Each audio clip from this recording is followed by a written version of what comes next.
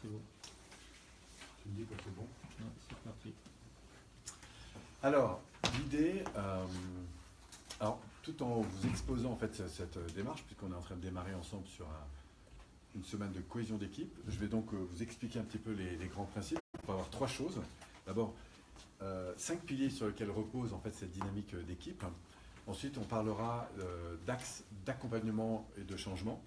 Par quel processus en fait en permanence on va revenir pour faire face à des situations quelles qu'elles soient en fait, pour les aider, pour aider une personne ou un groupe de personnes à évoluer.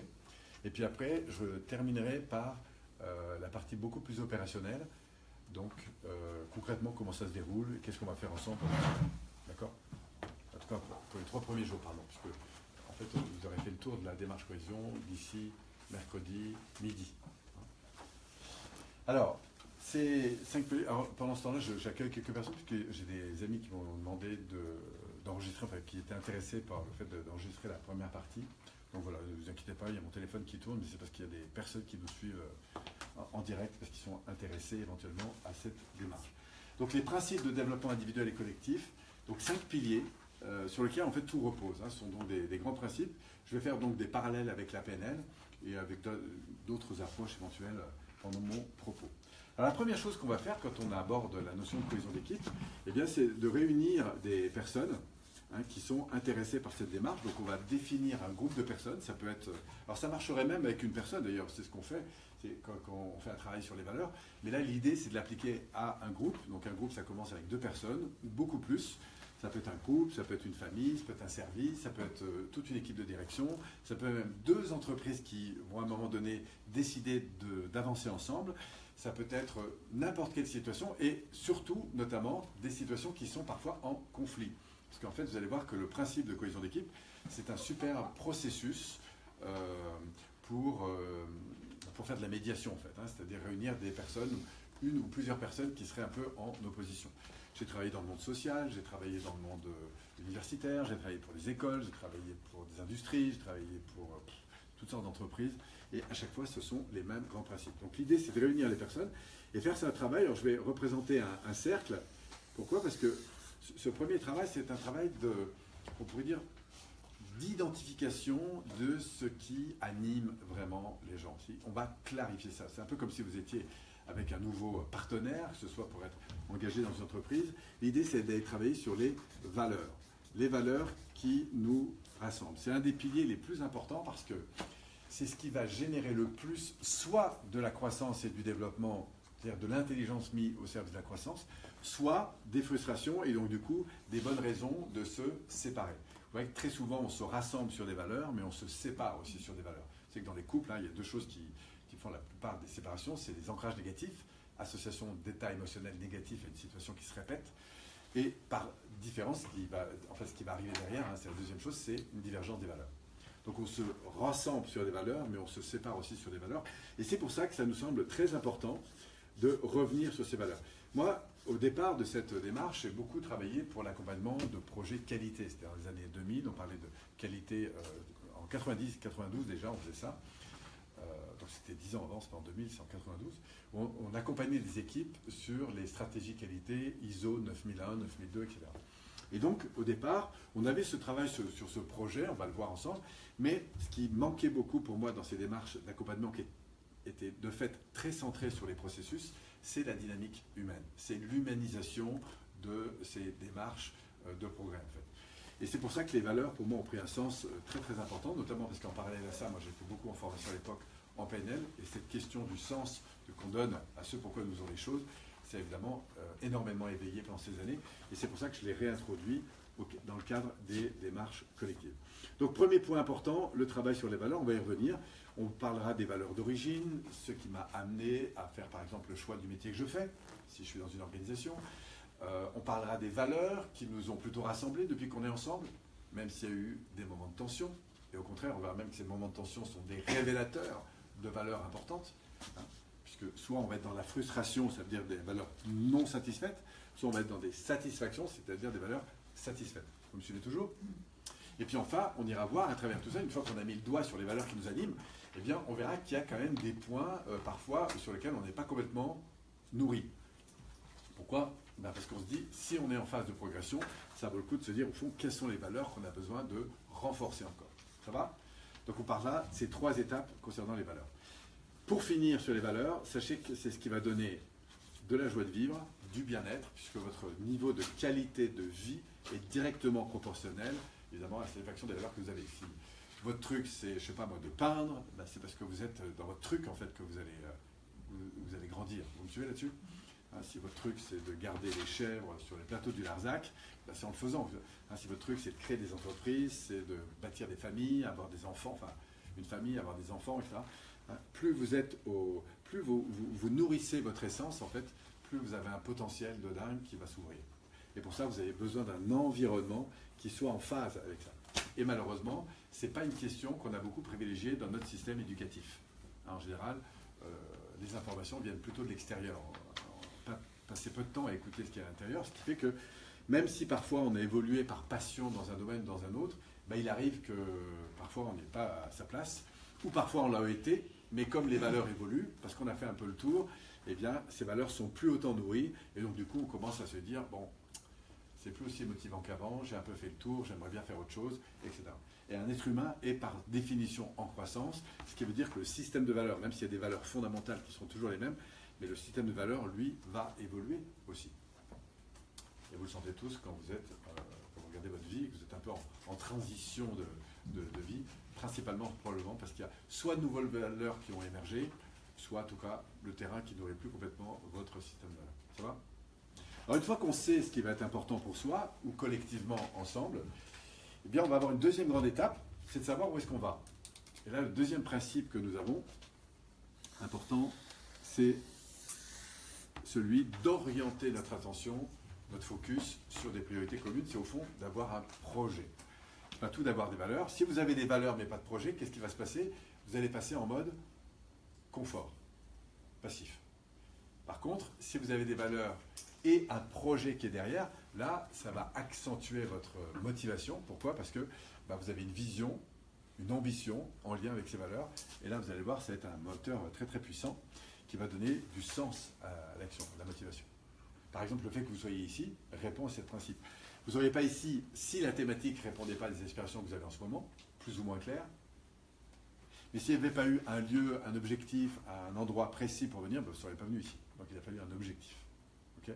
Et puis cet objectif, il va entraîner un autre, puis un autre, puis un autre, et ça ne sera jamais terminé. On sera toujours orienté vers l'objectif. Alors quand on parle d'équipe, nous, on va parler d'objectifs partagés. C'est bien d'avoir des objectifs individuels, mais on va voir aussi que c'est très porteur d'avoir des objectifs partagés. Au début, quand on vit seul, c'est bien. Ensuite, on décide de vivre avec quelqu'un d'autre. Du coup, on a des valeurs qu'on partage et un projet qu'on partage. Quand on rentre dans une organisation, eh bien, on a aussi un collectif autour de nous. Et donc, l'idée, ça va être d'aligner, en fait, d'ajuster, en quelque sorte, cet objectif. Si on ne le fait pas, le problème, c'est que s'il n'y a pas cette réunification des objectifs communs, et bien, du coup, chacun risque de partir en objectifs partagés. Et là, vous allez voir, ça part dans tous les sens. Et nous, ce qu'on veut, c'est rassembler les personnes. Alors, comment on va faire ça? On y rentrera plus précisément après dans cette notion. Retenez qu'ici, on va parler d'orientation. Où est-ce qu'on va ensemble? D'accord? Et pour ça, on va définir, vous allez voir, un périmètre autour de soi, c'est-à-dire un environnement qui va consister à définir pour qui nous existons, nous, l'équipe, là, pour qui nous existons, et au fond, à quoi on veut répondre en termes de priorité vis-à-vis des personnes pour lesquelles. C'est pour savoir si vous suivez. Si j'ai une orientation, d'accord, en tant qu'entreprise, l'entreprise existe pour qui selon vous? Si je vous pose la question comme ça. Une entreprise existe pour qui? Pour des clients, ouais. Pour qui encore? Qui peut avoir des attentes à l'égard d'une entreprise donnée? Demain, par exemple, quand vous aurez vos propres entreprises, qui va avoir des attentes? Alors, on a dit, le client. Qui d'autre? Les salariés. Les salariés, si vous en avez, ils peuvent avoir des attentes. Oui ou non? Le boss, les actionnaires. Alors, le boss, il fait partie de l'entreprise, mais effectivement, il a des attentes. Mais on a aussi des... Oui, par exemple, des fournisseurs, on peut avoir des actionnaires, on peut avoir un certain nombre de choses. D'accord? Et donc, vous allez voir que déjà, clarifier celui ou ceux pour qui nous existons, c'est déjà, ça vaut le coup. Et ensuite, on va les clarifier, ce à quoi nous voulons répondre vis-à-vis de ces différentes personnes. Et c'est ça qui va définir l'orientation. Vous comprenez? Le focus. Où est-ce qu'on va ensemble? Qu'est-ce qu'on veut privilégier ensemble? Ça marche? Et vous verrez beaucoup de conflits, qui est lié au fait qu'on a des priorités qui sont différentes. On n'est pas arrivé encore à se rassembler sur des priorités. Et donc, du coup, on a du mal, on va le voir après, à agir. Ça marche? Pour l'associer et l'ancrer en vous, le 1, c'est le top. Vous voyez, j'associe au pouce. Quand vous êtes top, ça c'est bon pour moi. D'accord? Vous verrez, quand les gens répondent, ils sont dans un environnement qui répond à leurs valeurs, ils vous diront ça c'est top, cette personne elle est top, ce projet il est top, cette activité elle est top. Pourquoi? Parce que c'est en train de répondre à ça. La deuxième chose qu'on va utiliser, c'est l'index. L'index, c'est la direction. C'est le doigt que vous utilisez pour mobiliser sur un sens, une direction. D'accord? C'est la deuxième chose dont on a besoin. Là, on parlera de sens en termes d'aspiration. Là, on parlera de sens en termes d'orientation. Et on a besoin des deux. Et c'est ça qui va nous permettre ensuite, dans notre organisation, d'optimiser l'organisation. C'est-à-dire qu'une organisation, c'est quoi? C'est une entreprise faite d'un certain nombre de départements, d'organes. Okay, il peut y avoir un organe commercial, production, marketing, je sais pas moi, recherche et développement, gestion, etc. Ça va? Vous suivez toujours? Et dans cette organisation, vous voyez, je fais des traits comme ça représente un peu différents services, on pourrait dire. C'est le cadre. Hein. On a des cadres d'ailleurs en haut. Les cadres, c'est quoi? C'est des managers qui ont la charge, la responsabilité d'un département. Vous voyez, la thématique que je fais là derrière, c'est le carré. C'est-à-dire, à un moment donné, c'est des personnes qui vont gérer un cadre donné. D'accord? Mais pour que ce cadre donné soit bien géré, on aura besoin de valeurs et d'orientation. Et du coup, c'est là qu'on va parler de moyens. C'est-à-dire, comment on fait, en fait, pour répondre à ces priorités. Et donc, là, on va redescendre. Donc, qu'est-ce qui existe déjà? Quels sont les process, en quelque sorte, qui fonctionnent? Vous voyez, on est complètement dans de la mécanisation, dans l'automatisation, dans des process. Quels sont ces process qui fonctionnent et comment on peut les améliorer? Donc, la première chose, ça va être de reconnaître qui fonctionne et de l'améliorer. C'est là qu'on va parler de Kaizen, d'amélioration constante. D'accord? Et là, on est centré sur l'organisation. Et l'organisation, ça sert à quoi? Au final, à être efficace et performant. C'est ça qui va développer de la performance. Donc des résultats. Les résultats sont ici. C'est les résultats qu'on obtiendra et qui répondent à nos valeurs. Voilà. Mais ce qu'on veut ici, c'est d'être efficace ou efficient. Voilà. Donc on est complètement dans de la stratégie. La stratégie, elle commence par le positionnement, sur à quoi je dis oui, sur à quoi je dis non. Qu'est-ce que je définis comme moyen, comme possibilité? Par exemple, quand vous avez un projet, à un moment donné, vous dites, voilà, quel temps j'ai investi, quel argent j'ai investi, quels moyens j'ai investi, en fonction de là où j'en suis. D'accord? Et puis après, une fois que vous avez travaillé sur ce positionnement intérieur, eh bien, vous travaillez sur l'organisation, c'est-à-dire, c'est du process. Qu'est-ce qu'on va faire, quand on va le faire, comment on va le faire, ça c'est de la stratégie. Mais vous voyez, on est dans un modèle très organisationnel. D'accord? Pour l'instant, il n'y a pas beaucoup d'humanisation là-dedans. Si on le pousse à l'extrême, on va trouver tout ce qui a, pendant un certain temps, d'ailleurs dans nos industries, beaucoup fonctionné, c'est le taylorisme. C'est-à-dire qu'on découpe tout le process et puis on fait faire des gens, et donc les gens sont un peu comme des robots. C'est ce qui a d'ailleurs marqué beaucoup les 30 Glorieuses, où on a optimisé à fond jusqu'à mécaniser complètement le truc par la robotisation. Et à un moment donné, on a décidé d'arrêter la robotisation. Vous savez pourquoi? Alors, non seulement, un robot, il n'a pas besoin de sens. Tu lui donnes un truc, ça marche. Mais il se passe un truc quand même. Qu'est-ce qui fait qu'à un moment donné, on a réduit la robotisation? Parce qu'à un moment donné, les entreprises se sont dit, ça coûte moins cher d'avoir des robots.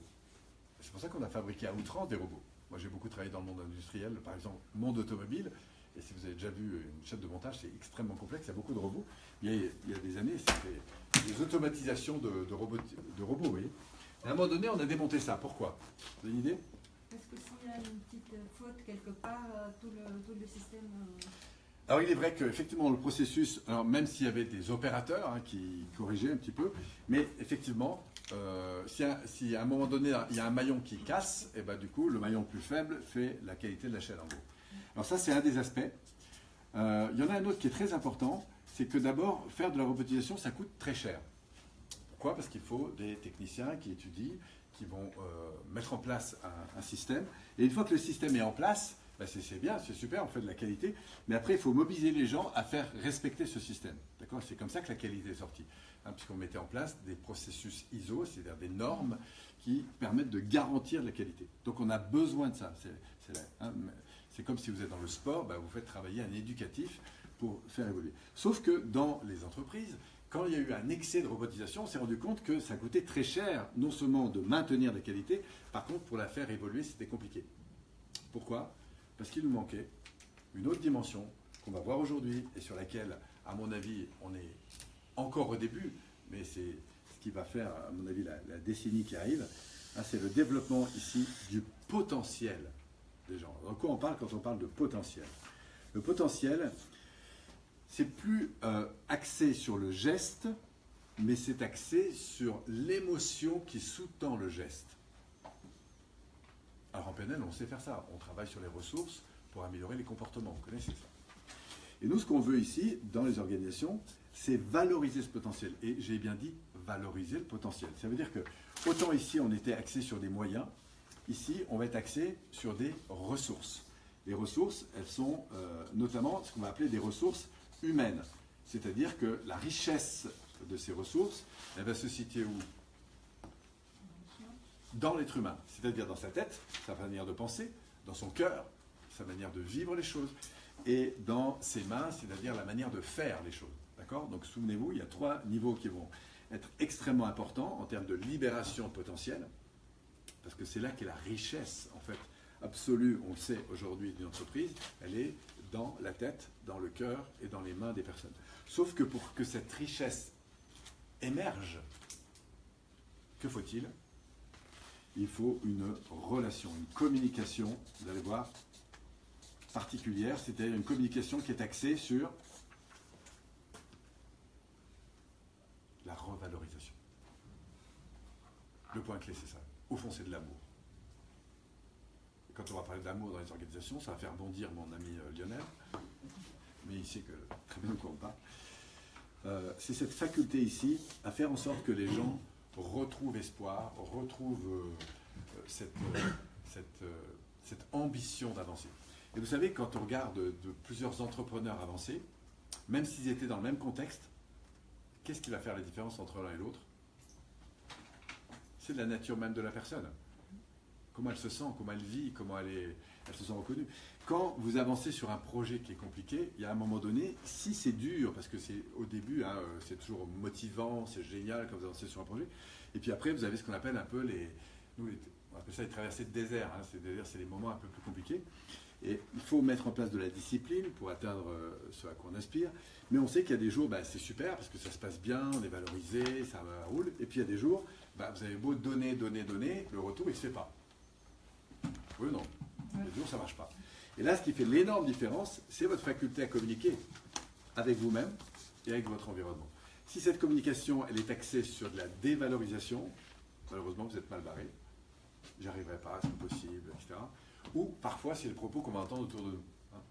Or, on sait que la qualité de la relation, là pour le coup, va être évidemment un levier extrêmement puissant et qui peut changer beaucoup.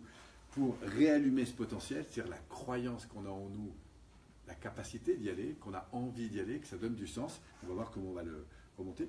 Et c'est grâce à ce potentiel aujourd'hui qu'on va faire les choses différemment pour atteindre les résultats qu'on veut et qui sont en finalité avec ça.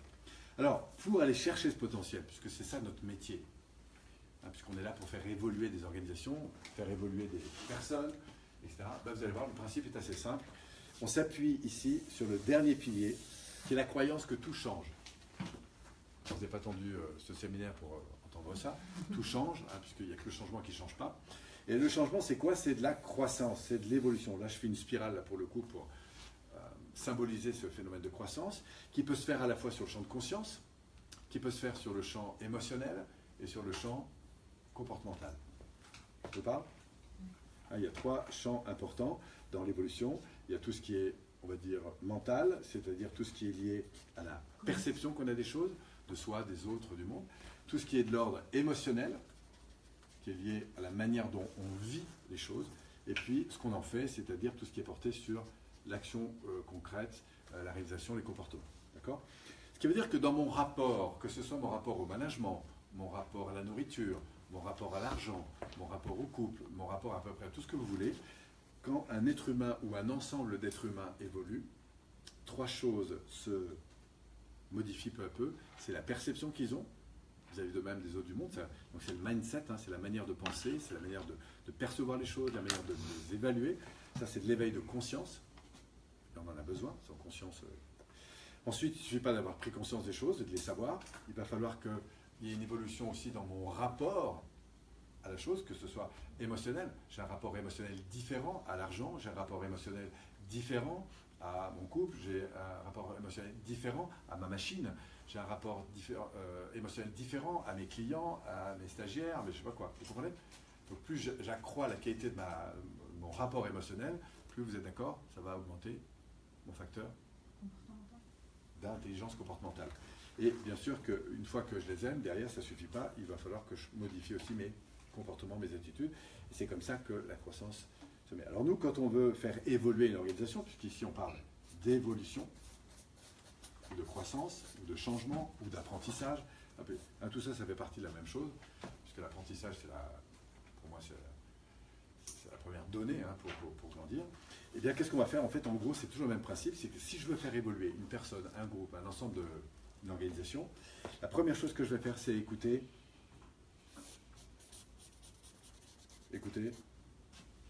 ce qu'ils vivent intérieurement. C'est-à-dire, qu'est-ce qui se passe? Soit la personne va exprimer des frustrations, soit elle va exprimer des ambitions. D'accord? Et c'est pour ça que l'écoute va être fondamentale. Qu'est-ce qui se passe pour vous? Et ce facteur émotionnel, on va le voir, soit il va nous amener à écouter des frustrations, et vous allez voir combien c'est facile dans les organisations d'entendre des frustrations, parce que on va voir pourquoi le système nerveux a plus de facilité à exprimer une frustration parfois qu'une demande, mais on va les écouter, mais on sait que derrière chaque frustration, il y a une valeur qui n'est pas nourrie. Il y a une valeur qui n'est pas nourrie. Et notre métier, c'est de savoir écouter des frustrations pour déterminer derrière la valeur qui n'est pas nourrie. Donc on reviendra ici. C'est grâce à ce concept des valeurs, et c'est pour ça qu'on va commencer par celui-là, parce qu'on reviendra toujours là-dessus, quelles que soient les situations de difficulté. Okay. La deuxième chose qu'on va faire dans notre métier, c'est revenir, une fois qu'on a écouté l'important, frustration, satisfaction, à dire, au fond, si demain ça se passait mieux, ça se passerait comment? Et là, ça vous rappelle beaucoup de choses de la PNL. C'est-à-dire qu'on va se dire, mais c'est quoi l'objectif? Si ça se passait mieux demain, dans notre organisation, dans notre équipe, avec notre client, avec notre fournisseur, avec ça se passerait comment? Et là, on a besoin d'une vision d'une solution. Donc, on va réorienter sur des solutions. Et ce n'est qu'une fois qu'on a ces deux premiers piliers qu'on va pouvoir, grâce à l'écoute, faire de l'accompagnement d'ordre pédagogique, c'est-à-dire ici orienté sur des comportements. D'accord? Donc, vous aurez toujours les valeurs, la vision et les comportements. D'accord? Mais tout part de quoi? De l'écoute émotionnelle. Il n'y a pas d'évolution sans relation. Et la relation, ça sert à écouter ce que les gens ressentent, éprouvent, vivent. D'accord? Parfois, vous allez être éberlué de ce que vous entendez. Mais c'est pas grave. Éberlué. Vous entendez des trucs de dingue. C'est pas possible. Personne vous dit, de toute façon, tous ces patrons sont que là pour nous. Et puis après, vous allez coder les patrons, puis vous entendez l'inverse. Ces salariés, de toute façon, on ne peut pas leur faire confiance. Vous allez voir, c'est ça qui se passe. Et quand vous êtes à l'extérieur, vous dites, mais comment ils en sont arrivés à avoir des perceptions pareilles, à avoir des croyances pareilles? Quand on accompagne des gens dans les organisations, dans le coaching, on entend des gens se dire des trucs à eux-mêmes, mais on se demande où est-ce qu'ils sont allés chercher ça. Jamais je pourrais faire ça. Enfin, vous voyez, il y a des systèmes de croyances qui sont liés en fait par des strates émotionnelles qu'ils ont vécues, des mal vécus, des expériences négatives, qui ont contribué à développer une conscience d'eux-mêmes, parfois un peu tordue, j'ai envie de dire, une croyance à l'égard de ce qu'ils peuvent faire ou pas faire, et donc il y a beaucoup de choses qui se passent. Mais nous, ce qu'on cherche, dans tous les cas, c'est reconnaître la personne là où elle en est. Et quand on parle de communication et d'amour, on parle d'amour inconditionnel. Tu soulignais ça tout à l'heure, Joseph, mettant une ambition forte, c'est cet accueil de l'autre, quel que soit là où il en est. Et c'est pas une mince démarche. Je vois ta tête qui fait ça, tu as bien raison, parce que c'est pas forcément une démarche. Mais vous allez voir que c'est parce qu'on est dans cette quête, et c'est pas un vain mot, cette quête. Et vous allez voir que c'est apprendre à écouter la personne sur là où elle en est, qu'est-ce qui l'amène à penser des trucs pareils. Et vous allez voir que plus c'est à l'opposé de ce que vous pensez, plus ça va être difficile d'écouter en fait. Pourquoi? Parce que vous aurez envie, c'est pour ça que le coaching existe, c'est pour sortir de ces attitudes qui consistent à expliquer à l'autre qu'il a tort, qu'il a raison, donc il a raison, que c'est pas comme ça qu'il faut penser, etc.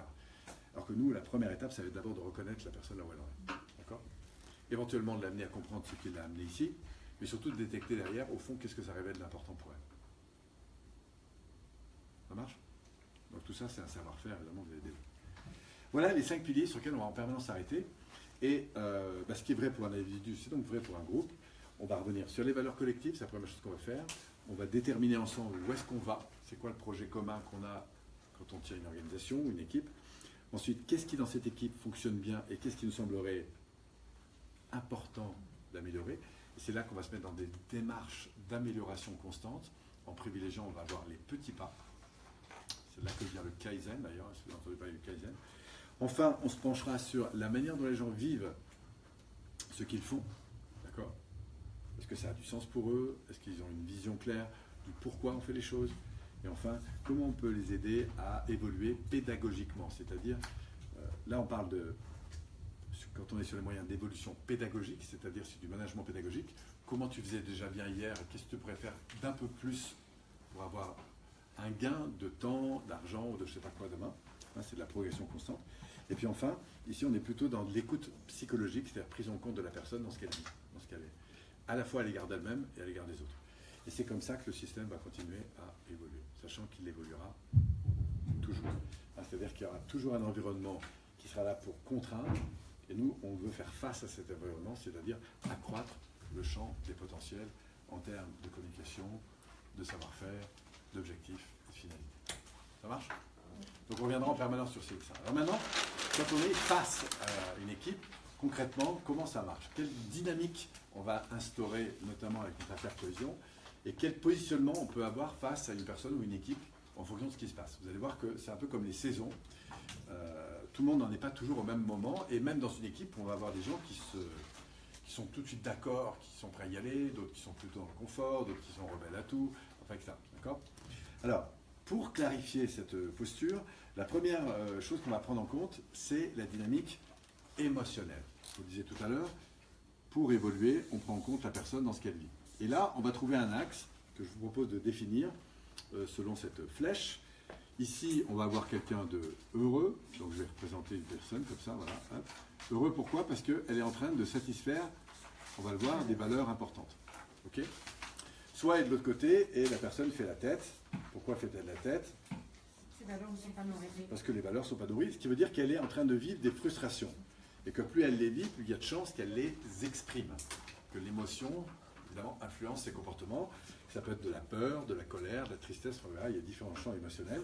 Mais en tout cas, toujours est-il qu'ici, ce qui est exprimé, ce n'est pas une satisfaction, c'est une frustration. D'accord ? Alors que de l'autre côté, elle est plutôt dans le bien-être. Donc ici, on élève son niveau d'être. Et quand une personne élève son niveau d'être, souvenez-vous des moments chouettes que vous avez vécus, en couple, dans le travail, dans le sport, dans toutes sortes de choses. Comme l'environnement était en train de nourrir ce qui était important pour vous, dit autrement, on va le voir des valeurs, eh bien, vous avez beaucoup donné. Oui ou non ? Vous étiez ce qu'on appelle motivé. D'accord ? Si une relation vous nourrit, vous mettrez de l'énergie dedans, de la créativité, de l'engagement, de la responsabilité. Oui ou non ? Si un sport vous nourrit, même chose, vous mettrez de l'énergie. Ça, c'est le don que vous allez mettre. Et plus encore, plus vous êtes dans un environnement qui va nourrir votre système de valeurs, plus vous allez avoir un accès à vos propres dons immense. C'est-à-dire votre capacité à donner en termes de créativité, d'intelligence, de comportement, d'invention, etc., etc. Donc quand vous êtes au top, par exemple, qui c'est qui me parlait tout à l'heure de la crainte de parler en public ? Je crois que c'est toi. En fait, tu as un potentiel de dingue pour le faire, sauf que si tu es dans un environnement qui ne le permet pas, le fait que tu sois face à un grand groupe, qu'ils ne connaissent pas, etc., tu sens qu'au fond de toi, il y a des choses qui se passent au niveau émotionnel, qui bloquent un peu le système, et du coup, tu te sens beaucoup moins prête à donner. Alors que dans d'autres contextes, tu as toute la puissance pour le faire. Donc la bonne nouvelle, c'est qu'on peut tout à fait transformer ça, tu le sais aussi bien que moi. Voilà. En faisant quoi ? En redonnant ici du potentiel.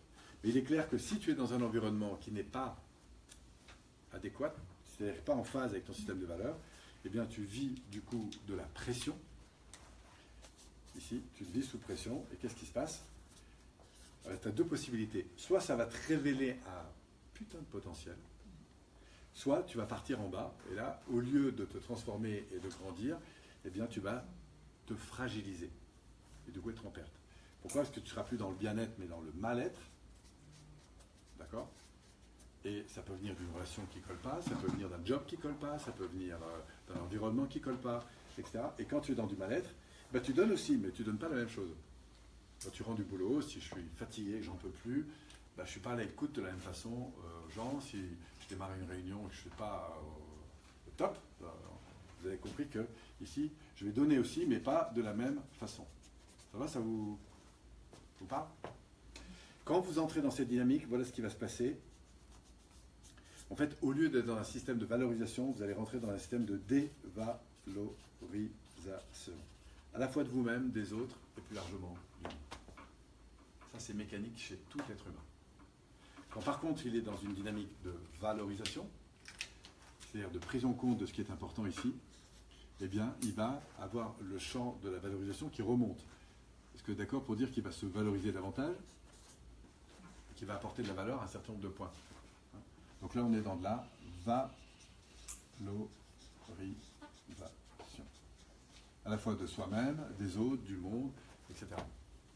Vous remarquerez par exemple que dans les quartiers un peu difficiles, comme il y a beaucoup de dévalorisation, ben, il y a beaucoup de dégradation. Si vous êtes dans un système où les gens se revalorisent, eh ben, au lieu d'avoir de la dégradation d'eux-mêmes, des autres et du monde, il y a de la revalorisation d'eux-mêmes, des autres et du monde. Vous sentez le système? Donc ça, c'est une mécanique qu'on connaît bien et sur laquelle, évidemment, on va travailler dans nos organisations. Ça marche? Alors, maintenant, qu'est-ce qu'on a d'autre? Et deuxième chose, là, on a parlé plutôt des phénomènes d'ordre émotionnel, hein, de ce qui fait vivre ou éteindre la personne. Maintenant, on a un deuxième acte qui va être aussi très important, c'est celui des comportements. Je vais présenter ici en noir. On va voir apparaître deux grands types de comportements, et vous les connaissez bien, puisque on voit ça dans tous les stages de développement personnel. Soit, donc là, on est dans une dynamique de comportement. Hein. Ça va, ça vous parle? Là, on va être dans les comportements qui vont nous tirer vers le bas, et là, on a les comportements qui vont nous tirer vers le haut. Alors qu'ici, on était dans une dynamique avec les valeurs, de sentiments. Soit j'ai des sentiments positifs à l'égard de moi-même, des autres et du monde, soit je suis dans les sentiments négatifs. Jusque-là, ça va? Alors, qu'est-ce qui se passe quand on monte vers le haut? En fait, de quoi parlons-nous? On va parler de comportements, ici, qui vont être plutôt moteurs. Je vais faire ça en rouge, comme ça, voilà, et on va voir ces comportements, ils vont avoir évidemment un impact. Vous connaissez réactif, proactif? Proactif, c'est ça. Hein, c'est-à-dire qu'ici, je suis plutôt en proactivité. C'est-à-dire que je suis en train d'intégrer des processus, vous allez voir qu'on va définir ensemble. Alors qu'en bas, je suis plutôt dans l'opposition. C'est-à-dire que je suis dans les comportements de fuite, réactif. Hein, on appelle ça les comportements de réactif, alors actif. Là encore, il y a une nomenclature précise de comportements qu'on met à jour et qui vont nous tirer vers le bas. D'accord? Alors vous allez me dire, mais qu'est-ce qui fait qu'on est plutôt d'un côté ou de l'autre? Qu'est-ce qui, à votre avis, fait qu'on est plutôt dans des comportements positifs ou comportements négatifs? C'est notre état émotionnel. Alors, en grande partie. C'est pas seulement, mais en grande partie. C'est vrai que quand on va mal, si par exemple on est en conflit, Rim, parce que voilà, j'ai dit un truc qui ne te plaisait pas à la réunion de ce matin, toi tu n'es pas très bien là-dessus, donc du coup, comme on n'est pas encore très bien, bah, chacun parle de son côté, tu vois, un peu dans la fuite. On se suradapte parce qu'on n'est pas capable de se parler. Donc, du coup, on va se suradapter à un environnement qui ne nous va pas. Donc, on va se mettre en tension. Ça s'appelle le stress, en tension. Et puis, au bout d'un moment, bah, ce stress, il va jaillir autour de nous. Ça va entraîner de l'agressivité vis-à-vis de nous-mêmes, des autres, du monde, etc. Et on va voir apparaître des comportements qui vont nous desservir. On va dire, ça, c'est naturel. Maintenant, on n'est pas obligé de fonctionner comme ça. Parce qu'on a appris à prendre en compte une situation. Par exemple, Yamina, tu disais, bah, quand il y a du stress autour de moi, curieusement, je m'étonne de savoir avec quel calme olympien j'arrive à gérer ce genre de trucs.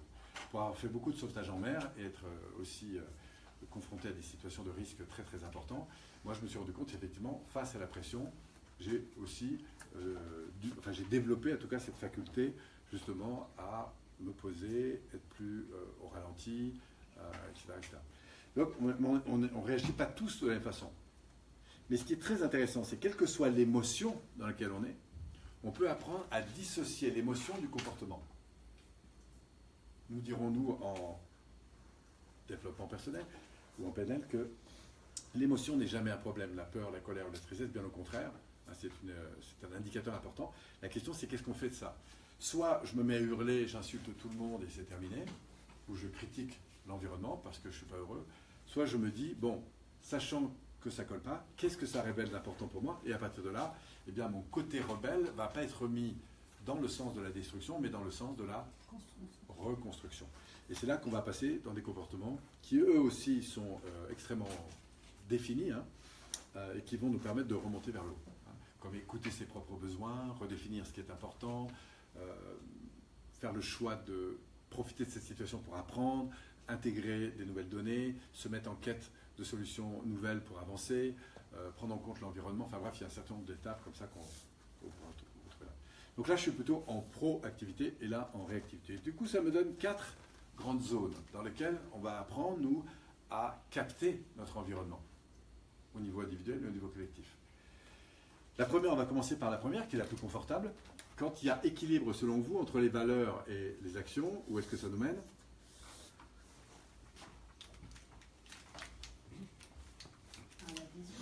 À une vision. C'est-à-dire qu'en fait, ici, on a soit un rêve, qui est en phase avec nos valeurs et comportements, qui peut se traduire en projet, en vision, en projet. Vision, projet, on va mettre. Et puis, ce vision, projet, objectif, ici, ça va être des étapes par lesquelles je vais avancer. Mais la particularité de ce qu'on va trouver ici, c'est la conscience d'une solution. Voilà, c'est ça le point important. C'est-à-dire que je me dis, il faut que la vision soit en phase avec mes objectifs pour que les gens se mobilisent. Et en fait, si vous êtes amené demain à parler de motivation, voilà les 3 piliers que vous retrouverez toujours chez quelqu'un motivé. C'est-à-dire qu'il a une vision, une ambition, un projet qui est en phase avec ses aspirations. Et c'est pour ça qu'il sera prêt à se mobiliser, c'est-à-dire à mettre en place, à prendre, vous savez, le côté carré, c'est-à-dire à me positionner en me disant « Ok, j'y vais, ok, j'investis du temps, ok, j'investis de l'énergie, et ok, je prends le temps d'apprendre à faire ce qu'il faut faire pour obtenir ce truc-là. » Pourquoi? Parce que la vision que j'ai, par exemple faire du coaching d'équipe, entreprise, est en phase avec ce qui m'anime depuis toujours. S'il n'y avait pas cette alliance des deux, vous n'auriez pas ça. D'accord? Donc, quand on est dans ce cadran, qu'est-ce qui se passe? On a cette phase repérable humainement.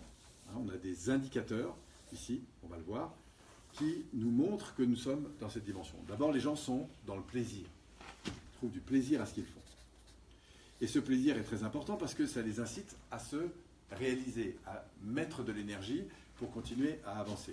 Donc on appelle ça des phases de réalisation. Les gens sont plutôt dans l'envie d'évoluer. Cette envie d'évoluer, elle va entraîner des prises de responsabilité. Ok, ça ne marche pas, je cherche autrement. Mais je prends la responsabilité de trouver la solution parce que même si toi tu me dis que ça ne marche pas, moi je crois à ce projet. Et comme en plus c'est vraiment en phase avec mes valeurs, je te garantis que je vais trouver les moyens. Et pourquoi j'y mettrai autant d'énergie?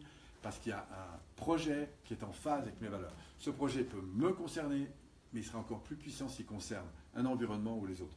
Et plus ce projet est contribuant, si ça répond à mes valeurs, plus je vais mettre de l'énergie, de l'action pour le mettre. Donc je vais aller chercher cette énergie et mettre en place des actions. Ça s'appelle de la prise de responsabilité. Vous allez voir, ce n'est pas toujours comme ça, d'accord? Mais là, on est dans le cadran plutôt vert, c'est-à-dire qu'il y a un alignement plus ou moins, parce que tout ça, c'est des équilibres systémiques, mais en gros, je sais où je vais, je sais pourquoi j'y vais, et du coup, je me trouve les moyens pour y aller. Ça va? Ça, c'est ce qu'on appelle la motivation. Alors parfois, c'est l'inverse. Quand c'est l'inverse, selon vous, qu'est-ce qui se passe ici? On n'est plus dans le plaisir. D'accord? On va vivre des frustrations. Alors, jusque-là, pas de souci. Ce n'est pas la frustration qui est un problème. Au contraire, c'est un bon indicateur. Sauf que comme je suis dans la frustration, je vis mal. Et là, j'ai 2 possibilités. Comme Yamina n'a pas dit ce que j'aurais aimé qu'elle dise quand on était en réunion, là, j'ai 2 possibilités face à cette frustration. Soit d'entrer ce que nous, on va appeler des jeux psychologiques, c'est-à-dire des jeux de positionnement de culpabilisation, en fait, de moi ou de l'autre. Donc je vais aller voir mon ami Lionel, je vais dire, mais enfin, Yamina, pourquoi elle réagit comme ça? C'est pas possible. Soit, au contraire, comme j'ai une frustration, je dis, là, j'ai un important. Et donc, du coup, j'attrape Yamina devant un café, je lui dis, écoute, il faut vraiment qu'on boive un café ensemble. Il y a vraiment un truc dont je voudrais te parler qui me semble important. OK? Et là, on va repartir vers le haut. Vous comprenez? Mais le risque de partir vers le bas, il est extrêmement élevé chez l'être humain. Donc, nous, on le sait, ça, dans les organisations. Donc, on est capable même de prédire ce qui va se passer dans 70-80% des cas.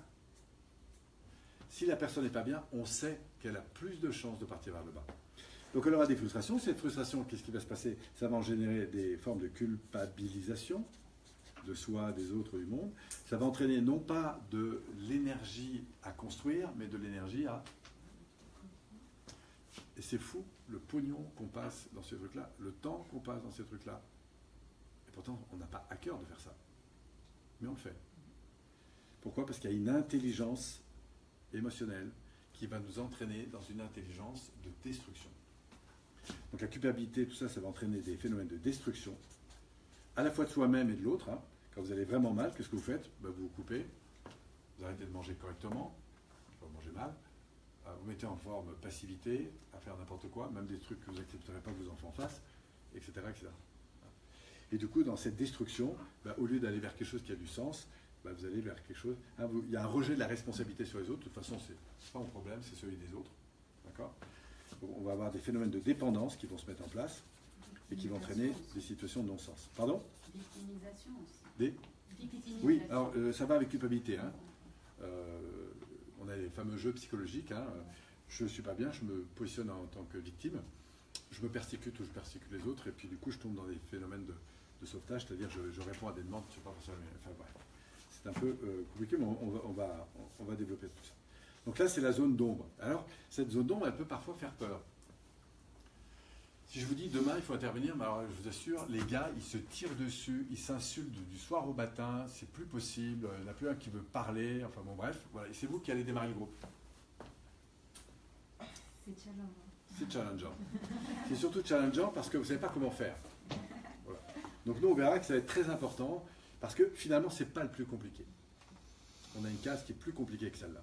Là, il y a de la frustration. La force de la frustration, c'est que ça donne envie de bouger, en fait. Voilà. Sauf que si l'énergie n'est pas orientée dans le bon sens, on va aller vers la destruction et on va voir comment on va inverser le système. Alors, qu'est-ce qui nous amène de l'un à l'autre, évidemment? C'est-à-dire, autant ici, on était un peu en été, ça produit des fruits, c'est super, on est très ouvert, il y a de la lumière partout, les gens s'aiment, voilà, hein, très ouvert. Ici, au contraire, on est plutôt, c'est un peu glacial comme ambiance, hein, donc il fait beaucoup plus froid, c'est l'hiver, on se recroqueville. Et on a besoin de ces zones-là, sauf que le problème, il ne faut pas y rester trop. Et selon vous, pour passer de l'été à l'hiver, on passe par quoi? Il y a quoi entre l'été et l'hiver? La zone de confort. Oui. La zone de confort. En termes de saison, ça donne quoi? C'est l'automne. Hein, les feuilles tombent. Voilà. Les feuilles tombent, l'énergie tombe. Donc là, on est en zone de confort, effectivement. Et cette zone de confort, elle est aussi utile. Cette zone de confort, c'est quand vous êtes satisfait par les valeurs, bien installé, mais qu'il y a une perte de projet. Donc du coup, ça va. Et pour l'instant, pas de danger. Et donc, qu'est-ce que je fais? Je vais me mettre principalement dans de la répétition de comportement, d'attitude. Et jusque-là, pas de problème. Et c'est même une phase importante. Le problème, c'est qu'ici, vous voyez, je descends un peu, on va en parler tout à l'heure, en perte de sens. Là, je suis dans le bon sens, là, je suis en perte de sens. Pourquoi? Parce que je perds la vision. La première chose, c'est que je vais perdre la vision, j'ai plus d'objectif. On est bien ensemble, mais on ne sait plus trop pourquoi. Hein. Alors, dans un couple, là, puisque toi, tu t'intéresses au couple, ça va, tu vois. On se parle de plus en plus pour régler les problèmes des enfants, des couples. Chacun fait un peu son truc de son côté. Donc, mais bon, pour l'instant, ça va, tu vois. Et puis, on passe plus de temps. Mais il n'y a plus, peu à peu, il n'y a plus de projets communs. Voilà. On ne se parle que pour résoudre un peu les problèmes. Et cette zone de confort, qu'est-ce qui va se passer au bout d'un moment? Elle va nous entrer là. Pourquoi? Parce qu'il y a une perte du sens que je donne à cette relation, ou à ce job, ou à ce projet. Il y a une perte du sens que je donne en termes de direction. Je finis par me demander, mais qu'est-ce qu'on fait ensemble, en fait? Et du coup, je ne me mobilise plus pour mettre de l'attention et de la vigilance sur la qualité des choses. Donc, je me laisse aller. On se parle moins bien, on fait moins attention, etc. Mais tant que c'est dans la zone de confort, c'est comme le type qui tombe du 10e étage et qui, devant chaque fenêtre, vous dit pour l'instant ça va. Ou le type qui fume comme c'est pas possible et qui vous dit pour l'instant ça va. Ou le gars qui fait plus de sport mais qui pour l'instant ça va. Ou le gars qui parle mal à ses élèves, ses enfants, son management, mais qui vous dit pour l'instant, Jusque-là, tout va bien. jusque-là ça va encore. Oui, mais tu comprends, il y a d'autres problèmes. D'accord, très bien. Bon, ben continue. Et ça, on va voir que c'est la zone la plus difficile à mobiliser entreprise. Pourquoi? Parce que les gens sont installés dans le confort. Et ils vous disent, vous savez, nous on n'a rien contre vous, mais comme vous êtes le 5e intervenant qui passe, on va commencer par regarder où est-ce qu'on va les manger à midi, voilà, et puis le reste, secouez pas trop, de toute façon, il n'y a rien qui changera. Même si. Voilà. Et là, face à ça, ben, on va voir, il y a des stratégies à mener pour remobiliser. D'accord? En fait, en l'occurrence, ce n'est pas en ramenant les gens sur les objectifs que vous allez les faire bouger. Il va falloir les amener à prendre conscience, on verra comment on fait ça, de ce qui va se produire si on continue comme ça. Où est-ce qu'on va? Il faut anticiper le mal, en fait. Et c'est en faisant mal et en générant de l'alerte, en fait, mais tant qu'il n'y a pas, c'est pas touché au niveau cognitif, au niveau émotionnel et au niveau de la conscience du comportement qui m'emmène dans le mur, je ne vais pas forcément changer.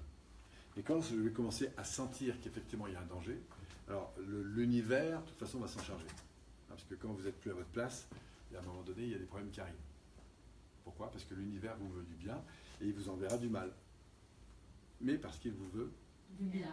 exactement. Voilà. Et donc ça s'appelle les chocs qui arrivent, des accidents de la vie, des trucs. Mais sachez que l'ordre, vous savez, quand vous allez dans l'infiniment petit ou l'infiniment grand, tout est parfait. Et pourquoi ce qui nous arrive ne le serait pas? Bien sûr, ça fait partie de cet ordre en général. Et quand vous occupez plus bien de votre santé, quand vous occupez plus bien de votre couple, quand vous occupez pas bien de votre argent, eh ben, il y a des conséquences. D'accord? Et les conséquences, eh ben, c'est les problèmes que vous avez en fait. Donc c'est très karmique en fait tout ça. Et la bonne nouvelle, c'est qu'on peut remonter, bien sûr, en tout temps et en toute heure. Et remonter, ça veut dire quoi? C'est qu'on va passer. Alors que là, on était plutôt dans une recherche de confort, ici. C'est plus de dynamique. On était en perte de sens, effectivement, on va se mettre ici en quête d'un nouveau Démarrage. sens. Voilà. Donc autour des valeurs qui vont à un moment donné évoluer, parce qu'il y avait des frustrations, donc du coup je réallume des réverbères, c'est-à-dire je me dis waouh, qu'est-ce que je réalise tout d'un coup qui est de nouveau important pour moi. Si ça se passait mieux dans 3 mois, 6 mois, 1 an, où est-ce qu'on irait? Et du coup c'est quoi les prochaines étapes? Et du coup qu'est-ce que je modifie dans mes comportements? Et c'est comme ça qu'on va repasser ici en quête d'un nouveau projet. Donc, alors qu'ici, on était en train de renforcer nos habitudes, ici, on va être en train de renouveler nos comportements, nos rituels. Hein, on est en train de modifier nos rituels. Donc, on est en recherche de nouveaux comportements. Mais pour arriver dans des nouveaux comportements, il va falloir qu'on passe d'abord par un éclairage au niveau des valeurs et un éclairage au niveau de la Conscience. vision. Vision. Alors conscience, bien sûr, mais la vision. Et c'est ça qui va faire que... Alors parfois, on n'est pas complètement clair sur la vision, mais on sent au fond de nous que c'est un axe. Et donc du coup, c'est le cœur qui est à l'ouvrage, en quelque sorte. On accepte d'accepter l'idée que ce soit possible. Donc je vais me lancer dans un nouveau projet, même si la vision n'est pas complètement claire.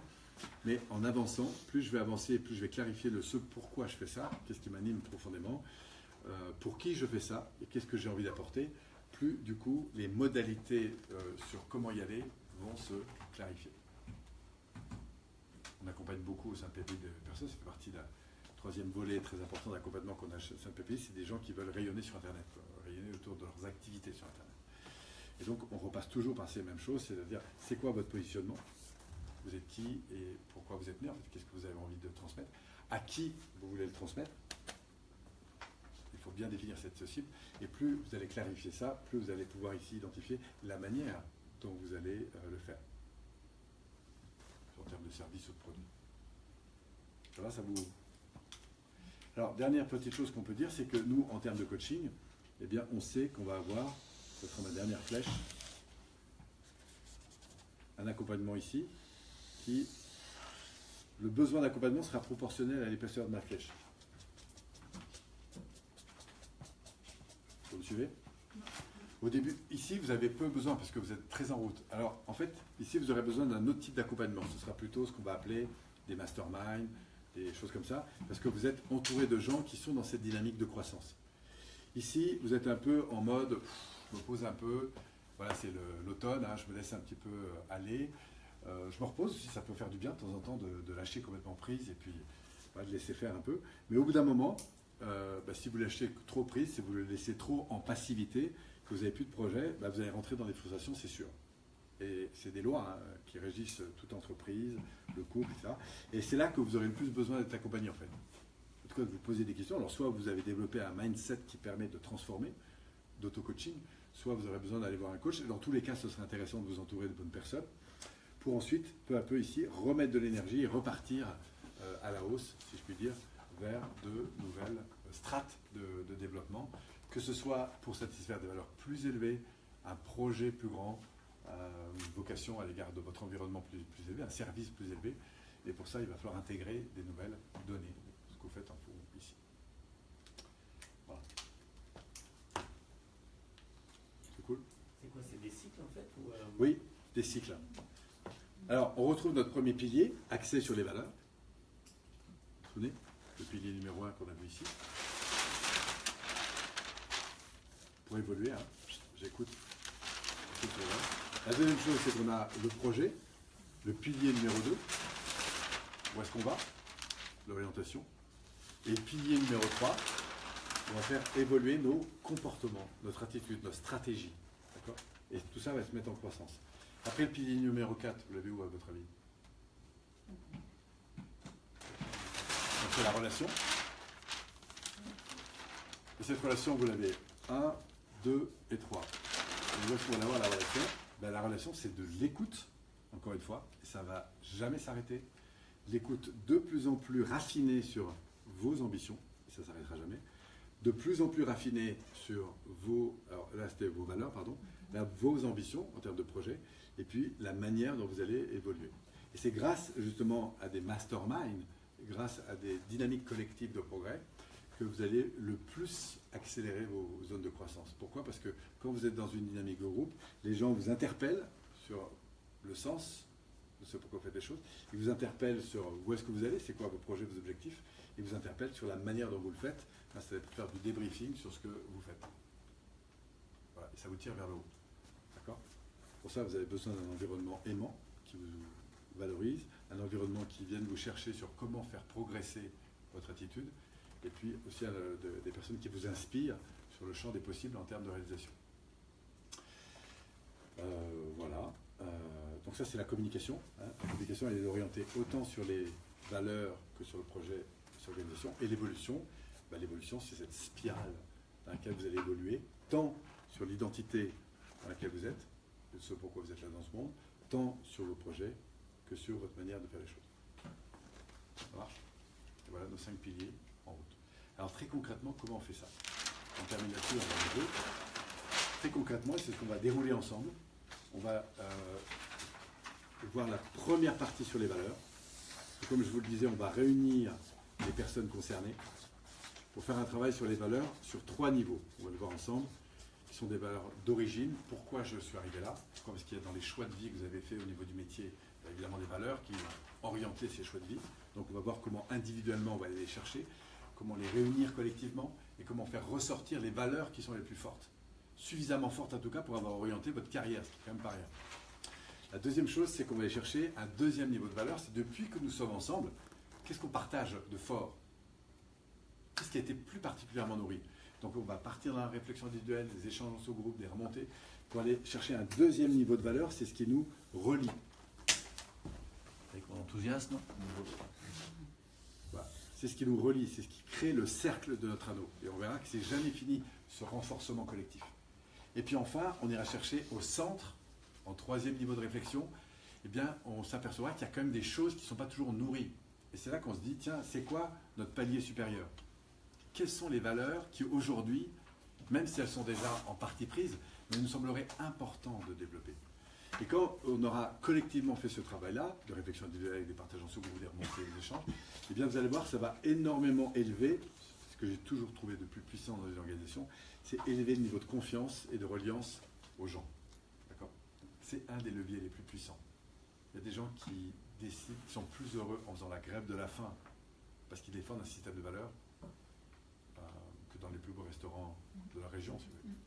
C'est pour dire que le système de valeurs, c'est quelque chose de très puissant. C'est pas seulement les petites valeurs comme ça qu'on va le voir. On va vraiment chercher ce qui anime profondément les gens. Et du coup, ce qui fait aussi que parfois, ils ne sont pas heureux. Parce que c'est à travers les frustrations aussi qu'on peut découvrir ça. Ça, c'est la première étape. D'accord ? On va faire ça cet après-midi. La deuxième étape que vous aurez demain matin, elle va consister à aller chercher le comment on définit et on amène un groupe à comprendre comment faire améliorer leur projet. Alors, la plupart des entreprises dans lesquelles vous allez débarquer ont déjà des projets plus ou moins dessinés. Parfois, ils ont été décidés par quelques personnes dans l'entreprise, mais nous, ce qu'on veut, c'est un projet qui soit collectif, mais porté par une ambition collective. Hein. C'est-à-dire, la vision, c'est l'ambition que nous avons en termes de service ou de produit. Vous êtes d'accord qu'une entreprise est là pour répondre à un service ou un produit, et vous-même, en tant que personne, vous êtes aussi là pour répondre à un service. Un toi qui enseigne dans des facs, tu es là pour répondre à un service ou un produit. Si vous vendez, je sais pas, toi tu vends du matériau dans ton industrie là, aux entreprises minières, tu vends un service et un produit. D'accord ? Donc ça veut dire que tu existes pour répondre à des besoins. D'accord ? Alors, dans votre environnement, il y a évidemment ce qu'on va appeler des partenaires à définir.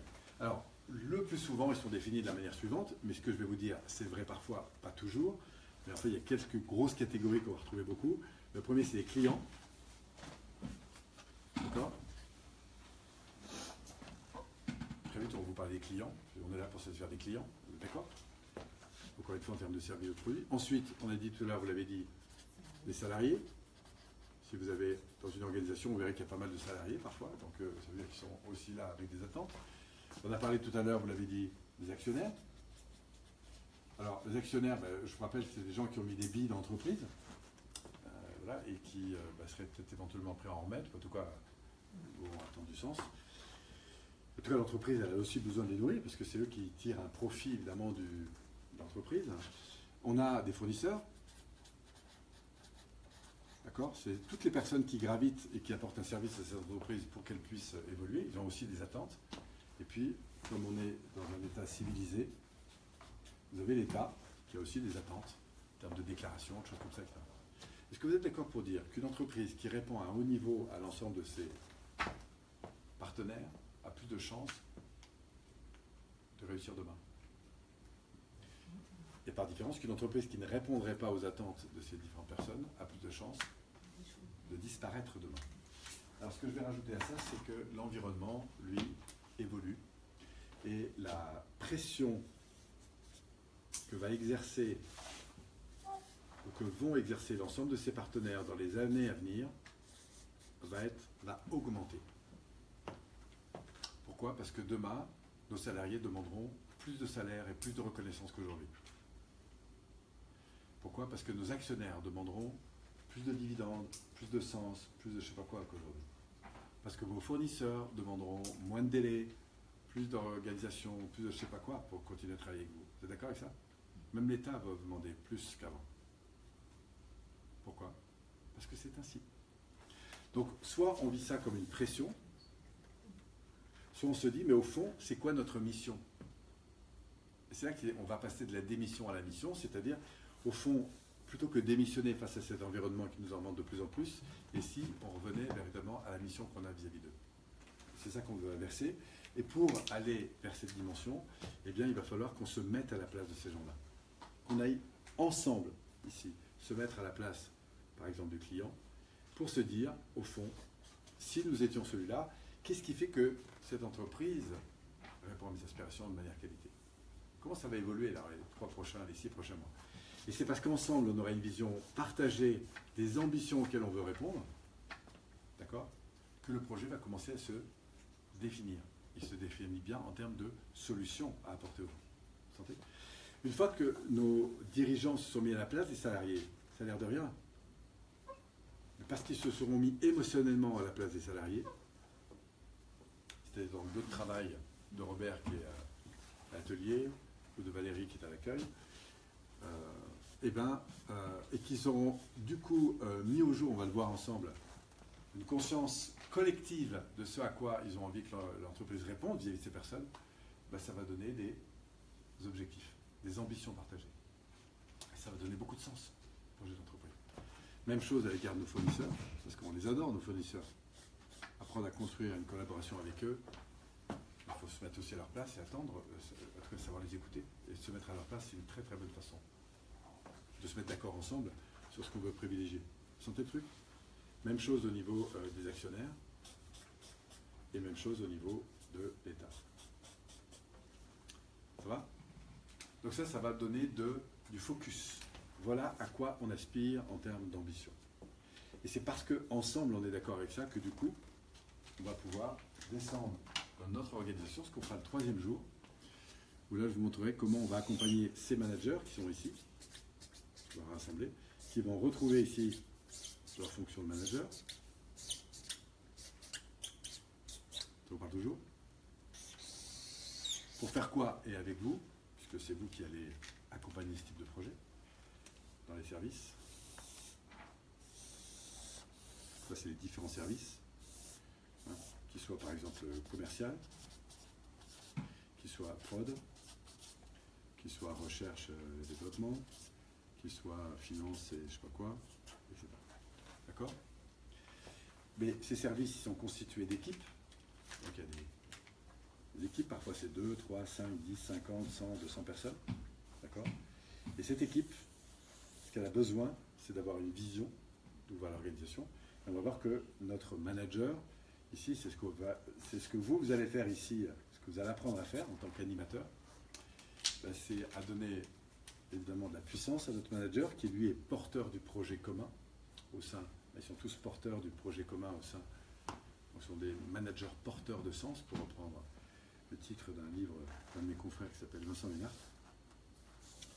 Ils sont porteurs d'un sens, donc on va voir comment donner du sens, ici, c'est-à-dire descendre un projet qui a du sens. Ensuite, travailler sur les points forts, on va faire de l'autodiagnostic de performance. Je vais vous montrer comment on fait ça dans une équipe, pour faire réémerger la conscience collective de ce qu'on fait bien et qui permet de répondre à ses priorités. Et c'est parce qu'on les a, ces priorités, qu'on peut répondre à ça, sinon c'est compliqué.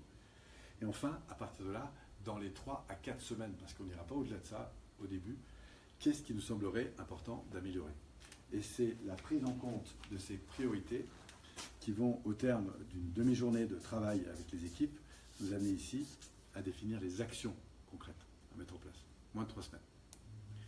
Et quand vous avez plusieurs services, ou l'ensemble des services d'une organisation qui décident, pas grand-chose, hein, mais de 7-8 actions prioritaires à mettre en place en termes de développement au sein de leurs différents services, les petits ruisseaux faisant des grosses rivières, eh bien ça va engager ici, évidemment, des évolutions à toutes les échelles de l'entreprise. D'accord? Et cette évolution, pour qu'elle puisse perdurer, on a besoin de 2 choses. C'est de la faire. Pour la perdurer, on a besoin de l'évaluer. Et c'est pour ça qu'on finira par notre dernier pilier, je rappelle, l'évolution. Donc on aura fait de l'organisation, on aura fait de la communication, parce qu'il faut bien se parler pour faire ça, et on aura mis en place des actions. Okay? Au terme d'à peu près 3 semaines, je vous dirai pourquoi plus loin, on va évaluer. Évaluer. Et pourquoi on va évaluer? Parce que évaluer, ça nous permet d'orienter à nouveau. Orienter. Évaluer sur 4 points. Donc vous verrez ça mercredi matin. On le fera vivre ensemble.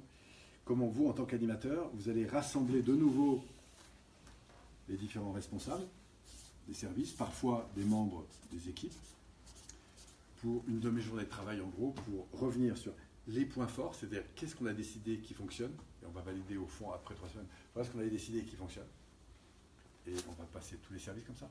Ensuite, on va aller voir qu'est-ce qu'on avait décidé mais qui ne fonctionne pas. Et c'est très important d'apprendre aussi à écouter l'ensemble des managers, nous dire, voilà, on a décidé ça, mais pour telle et telle raison, ça n'a pas fonctionné. Enfin, à partir de là, qu'est-ce qui nous semblerait important? Troisième chose, c'est qu'est-ce qu'on a mis en place depuis? Parce que vous allez voir que quand vous avez fait travailler un groupe une demi-journée sur des modalités d'amélioration, en lien avec les priorités ici, ils vous font ça un vendredi après-midi, mais le lundi, le mardi, le mercredi suivant, ils reviennent avec des nouvelles idées. Donc ça va produire des idées, et on va voir que du coup, le champ numéro 3, ce sera probablement le plus important, puisque les gens vont vous dire, bah voilà, nous, depuis ce qu'on a encore mis en place. Et c'est là que se révèle véritablement la puissance de l'entreprise. Et c'est à partir de là, d'ailleurs, que va se sentir le plus le besoin, parce qu'ils vont se dire, bah, nous, pour aller plus loin maintenant, on a besoin d'être en lien avec les autres services. Pourquoi? Parce qu'on a commencé par travailler devant notre porte, mais si on veut améliorer la manière de libérer, parce qu'on est commerciaux et qu'on veut améliorer la manière de donner les factures à nos clients, bah, il faut qu'on parle avec le service comptable. Vous avez compris? Et c'est là que la force de la cohésion d'équipe va prendre tout son sens, puisqu'on va se rendre compte que pour aller plus loin, donc on aura vu tout ce qu'on a amélioré, mais pour aller plus loin, on a besoin de collaborer plus. Et c'est pour ça que la dernière étape ici, elle va être de se dire, ça va faire partie du processus, que les managers puissent dire, eh ben, on faut, si on avait à continuer à évoluer ensemble, voilà où il nous semblerait le plus pertinent de mettre de l'énergie, du temps ou de l'argent. Et c'est en fait, suite à ce diagnostic opérationnel, que les managers vont vous indiquer ce qu'il faut faire par la suite pour continuer. Alors vous qui êtes des pros, vous savez qu'il y a des grands principes qui vont continuer d'évoluer. Vous savez qu'il va falloir consolider, je vous montrerai ça, ce qu'on appelle l'anneau managérial, la coopération managériale. Vous allez consolider les modalités de terrain, ce qu'on appelle du management basique, c'est qu'est-ce que fait chacun et comment il le fait, et dans quelle conscience on est. Je vous montrerai comment on fait ça. La troisième, c'est qu'on va consolider les priorités pour chacun des départements et faire en sorte que ces priorités soient partagées par l'ensemble des managers. Ensuite, on va développer du management psychologique, apprendre nos managers à écouter davantage nos équipes. Du management pédagogique, apprendre à faire évoluer. C'est vrai que le manager va devenir un coach, un manager coach en fait. Pourquoi? Parce qu'il ne sera plus seulement là pour donner des visions, mais aussi pour faire réfléchir son équipe. Et vous allez accompagner ce processus. Et puis apprendre à le motiver. Et on verra comment un manager va de nouveau être à la fois un pilote, piloter son équipe. Il va être un animateur, il va animer son équipe. Il va être un motivateur, il va être capable d'écouter son équipe sur ce qui se vit de satisfaisant ou non satisfaisant. Et c'est ce processus-là que vous allez continuer à engager, et souvent pour une période de 6 mois, 18 mois ou plus d'entreprise. Et là, vous allez comprendre à quel point le coaching individuel est très important dans une organisation, parce qu'il valorise les potentiels, mais s'il n'est pas replacé dans une dimension collective, qu'est-ce qui va se passer? C'est que vos managers vont évoluer. Sur quoi vont-ils évoluer? Sur leur système de valeurs, sur leur vision, sur leur envie de faire autrement, etc. Et si l'environnement ne suit pas, ben, qu'est-ce qu'ils font les managers? Ils se désolidarisent, ils font au fond ce que vous avez fait, c'est-à-dire qu'à un moment donné, ben, par une réflexion personnelle, vous avez élevé votre niveau de valeur, vous avez élevé votre niveau de vision, vous avez élevé votre envie de faire autre chose, mais si l'entreprise ne vous accompagne pas, ben, du coup, vous sortez de l'entreprise. Si maintenant vous vous retrouvez dans une organisation qui favorise, qui prend en compte ces choses-là, bah vous donnerez tout pour cette boîte. Parce qu'elle vous permet de grandir sur vos valeurs, elle vous permet de grandir sur vos visions, elle vous permet de grandir sur votre métier, la manière de faire passer, etc., etc. Donc c'est pour ça qu'aujourd'hui je crois beaucoup à la dynamique collective, plus encore que la dynamique individuelle. Non pas qu'on a besoin de la dynamique individuelle, d'ailleurs elle va se replacer dedans, hein, puisque vont s'associer à cette démarche d'accompagnement. Bien sûr, des interventions de type formation, des interventions de type coaching, etc. etc. Voilà. Donc quand vous repartirez, bah, vous aurez joué avec toutes ces étapes-là. Voilà mes amis, c'est la démarche cohésion. Une question, oui. Oui. À quoi on saura que c'est bon, l'entreprise a pris son envol et ils ne vont pas revenir à ce qu'ils étaient avant? Alors, d'abord, ils ne vont jamais revenir à ce qu'ils étaient avant. Oui, Voilà. à baisser la... Et l'évolution ne va jamais s'arrêter en fait. C'est croire l'évolution, elle avance comme ça, d'accord? Mais pas sur tous les plans, d'accord? Mais une évolution, elle est faite de haut et de bas, de haut et de bas, de haut et de bas. Donc il y a des moments où tu vas être là pour leur donner une accélération, ils vont atteindre un certain palier, ils n'auront plus besoin de toi. Et c'est bien. Plus du tout, ou il faut un rappel? Ben, ça dépend des cas. Ça dépend complètement des cas, d'accord? Mais à un moment donné, il va falloir leur laisser le temps de s'installer. Alors après, la deuxième étape, c'est aussi l'autonomisation que tu vas mettre en place au sein de l'organisation pour que les managers, c'est l'ambition que nous avons, prennent en charge ce processus. Et après, ils s'intègrent dans l'organisation même de l'entreprise. Mais tu vas voir que plus ils évoluent, plus ils auront besoin, en fait, et ils aspireront au fait que quelqu'un de l'extérieur joue ce rôle de médiateur, en fait, d'animateur. Parce que en étant à l'extérieur, toi, tu développes un métier que tu ne feras jamais aussi bien de l'intérieur. Même si, dans le processus, les managers vont apprendre à prendre en main par eux-mêmes ce processus. Mais c'est comme quand tu évolues, en général, on croit toujours qu'au début, on a besoin de coaching dans cette zone ici. Mais moi, je m'en rends compte dans ma propre vie professionnelle ou personnelle, plus je me développe, plus je sens que j'ai besoin de gens qui continuent à faire grandir. C'est ce que j'appelle aujourd'hui, c'est pour ça qu'il y a une telle effervescence, on pourrait dire, de groupes collaboratifs, hein, de développement collaboratif. Enfin, il y a plein de modalités aujourd'hui, on appelle les masterminds, des choses comme ça, qui vont être des accélérateurs de développement pour nous garder en permanence dans ces facultés d'apprentissage. Donc, voilà, une entreprise qui évolue, elle continuera à évoluer, y compris avec toi. Ils vont même, à un moment donné, t'attribuer beaucoup de succès qui n'auront rien à voir avec à toi, parce qu'eux, ils auront fait. Alors, c'est vrai que toi, tu auras créé des connexions. Ce que vous allez voir, c'est très intéressant. Vous arrivez le matin avec un feutre, c'est à peu près la seule chose dont vous avez besoin. Et un tableau papier. On peut toujours venir avec votre mallette et tout ça, mais l'animation d'un processus de cohésion, ça demande très très peu de matériel. Par contre, ça demande un savoir-faire qui est très très précis. Parce qu'il y a 1000 façons de se planter, peut-être plus. Mais bon, on va apprendre comment on le fait, puis après, avec les expériences que vous allez vivre, puisqu'il y a une entreprise réelle qui va venir, d'accord, bah c'est pour ça que je disais avec un peu d'humour, je vais vous montrer comment faire, et Lionel va vous montrer après ce qu'il ne faut pas faire. C'est là que le terrain, c'est à ça que ça sert le terrain. Voilà, c'est l'expérience, ça s'appelle l'expérience. Mais voilà, vous allez voir, c'est une super démarche. Ça vous a plu ?